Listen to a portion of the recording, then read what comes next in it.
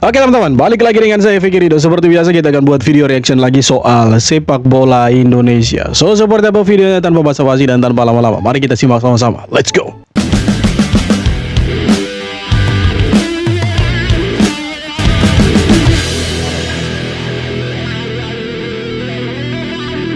Pelatih Malaysia U17 bikin pengakuan mengejutkan. Indonesia disebut setara Vietnam. Pelatih Sukor Aden akui setelah kalah 0-4 dari Vietnam. Kini was-was hadapi Indonesia U17 di Gresik dan wajib menang demi lolos semifinal Piala AFF U17. Pelatih Wajar kalau pelatih U17 Malaysia itu takut. Kenapa? Karena pertandingan pertama, perdananya mereka itu dibantai sama Vietnam 4-0.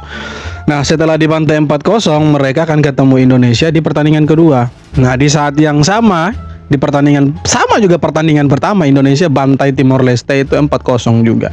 Nah, wajar kalau sebelum bertanding pelatih Malaysia U17 itu takut dengan Indonesia. Kenapa? Karena Indonesia dan Vietnam sama-sama menang 4-0 dan wajar kalau dia mengakui bahwa Indonesia itu kekuatannya sama dengan Vietnam. Mau dari U17 sampai senior selalu dibantai mereka, ya. Jadi wajar kalau dia takut dengan timnas U17-nya Indonesia karena lebih kuat dari Malaysia. Lebih kuat dan kita pasti akan kasih kalah Malaysia nanti di pertandingan kedua. Besok kalau saya tidak salah ya.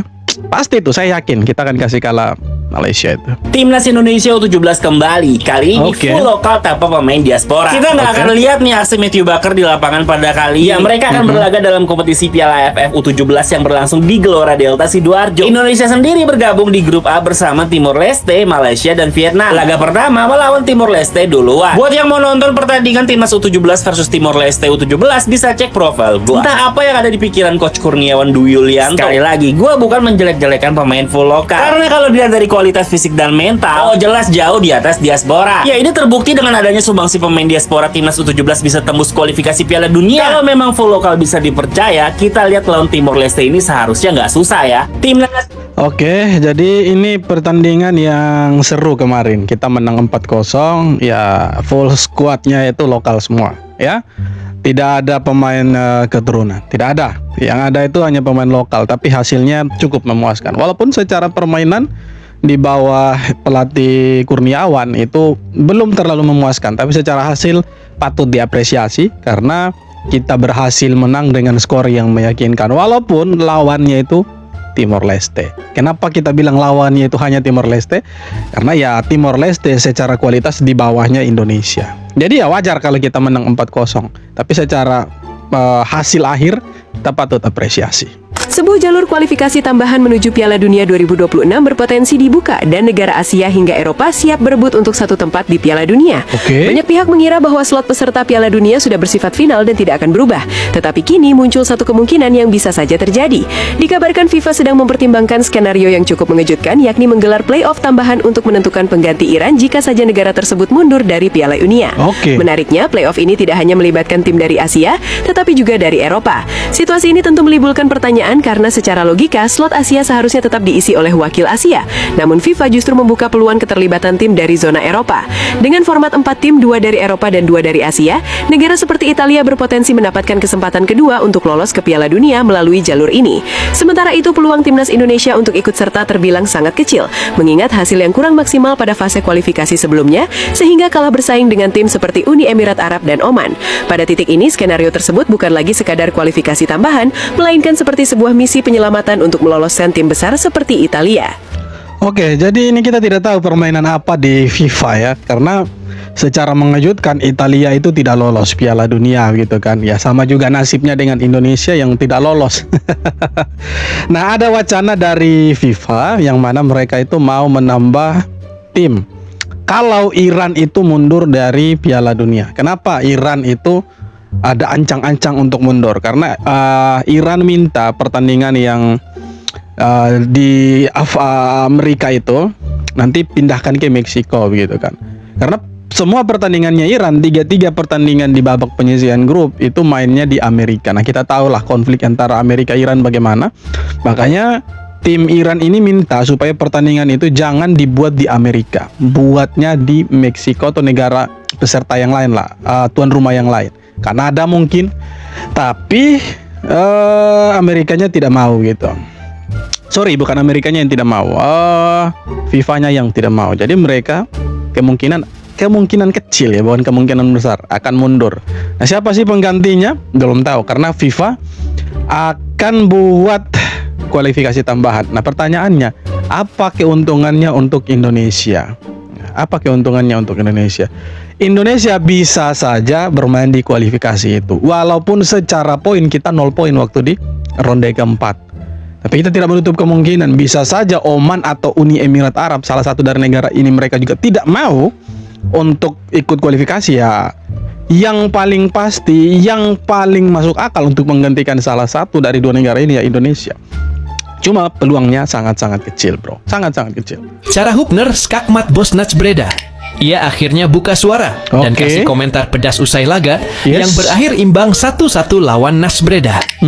Hubner merasa tindakan manajemen Natsbreda sangat memalukan karena ikut campur urusan kewarganegaraan pemain lain. Yes, betul. Hubner mengatakan Natsbreda yang baru saja dibantai 6-0 oleh Go Ahead Eagles tidak pantas mengurusi masalah kewarganegaraan pemain klub lain. Itu betul. Sebagai pemain yang membela tanah airnya, ia menegaskan bahwa para pemain hanya fokus bertanding dan tidak tahu menahu soal urusan birokrasi yang rumit. Betul. Di sisi lain, Justin Hubner merasa frustrasi karena haknya untuk bermain sepak bola terganggu oleh aksi di luar lapangan yang dianggapnya tidak sportif.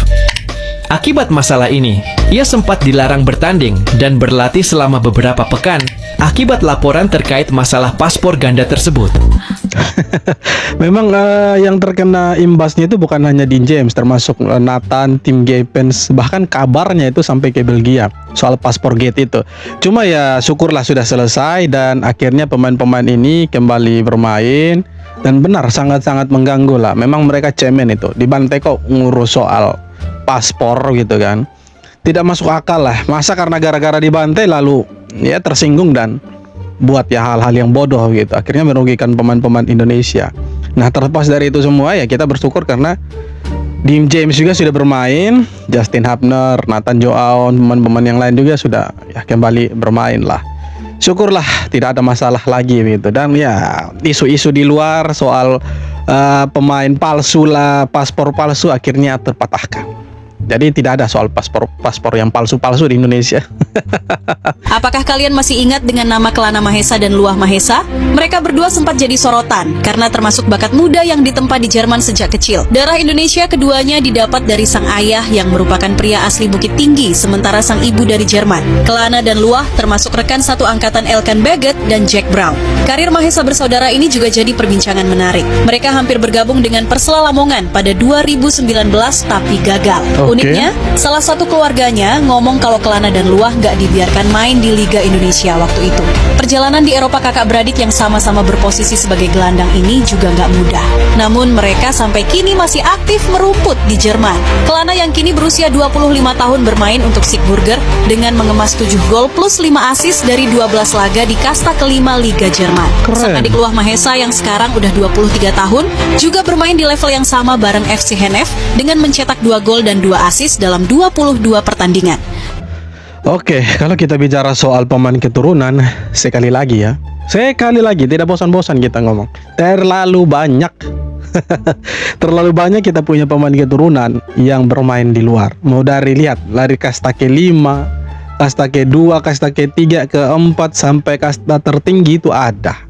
Jadi terlalu banyak. Makanya kita kalau mau datangkan pemain keturunan itu tidak susah. Tidak sesusah Malaysia yang mencarinya itu sampai ke Argentina, Spanyol dan Belanda. Ya walaupun ya ilegal juga. Akhirnya timnas Indonesia masih punya peluang untuk bermain di Piala Dunia 2026 setelah FIFA mempertimbangkan playoff khusus rebut tiket Piala Dunia 2026 jika Iran mundur. Polemik yang terjadi akibat situasi geopolitik membuat masa depan Iran untuk bermain di Piala Dunia 2026 terancam. Sampai saat ini belum ada penjelasan yang jelas dari FIFA terkait dengan keamanan Iran apabila mereka bermain di Piala Dunia 2026. Sebelumnya juga ada informasi bahwa Iran akan tetap bermain di Piala Dunia 2026. Namun untuk lokasi pertandingannya berpindah dari Amerika Serikat ke negara Meksiko. Oh, berpindah. Namun isu baru muncul. FIFA dikabarkan sedang menyiapkan skenario darurat jika Iran mundur dari Piala Dunia 2026. Format yang dibahas adalah 2 tim dari Asia versus 2 tim dari Eropa untuk memperebutkan 1 tiket terakhir. Dan berikut ini adalah beberapa tim yang berpeluang ikut. Dari Eropa ada Italia, Polandia, Kosovo, dan Denmark. Sedangkan dari Asia ada Uni Emirat Arab, Oman, dan Indonesia. Tapi kalian tenang dulu, gak usah gerasa-gerusuk, gak usah bilang hoax dan apa, karena ini baru wacana. Ini adalah langkah preventif dari FIFA. Ya kita doakan aja ini bisa terwujud. Semoga masih ada peluang untuk timnas Indonesia main di Piala Dunia 2026. Oke, itu bagus sebenarnya ya. Kalau misalkan ada kualifikasi tambahan. Cuma sebenarnya begini, kalau slotnya itu cuma 1 yang dibutuhkan dan kemudian ada beberapa negara dari 2 benua yang harus ikut, siapa yang akan isi? Pertanyaannya seperti itu. Nah, kalau slotnya itu ada 2, maka kemungkinan besar ada dari Asia dan ada dari Eropa. Cuma kalau 1, saya yakin ini hanya untuk Italia sebenarnya. Kenapa? Karena tidak seru kalau tidak ada Italia. Italia penuh bintang, tidak lolos Piala Dunia, 3 edisi berturut-turut tidak ikut. Ya, menurut saya ini seperti politik untuk Italia bisa ikut lah. Kalau Indonesia, kemudian Oman, Uni Emirat Arab, Kosovo, Denmark, Polandia, dan lain-lain, saya pikir tuh hanya sebagai alat untuk ya bagaimana caranya supaya Italia bisa lolos. Ya, semoga spekulasi ini salah. Tapi kalau memang FIFA punya niat seperti itu bahwa akan ada kualifikasi tambahan dan melibatkan Indonesia, syukurlah, kita bersyukur gitu. Itu kita seperti mendapatkan anugerah dari langit gitu ya. Emang nggak diajarin tutorial gol apa sama seniornya nih, yang mana timnas U17 Malaysia ya tidak diajar lah kering sama Vietnam 4-0 di AFF U17 kemarin Bray.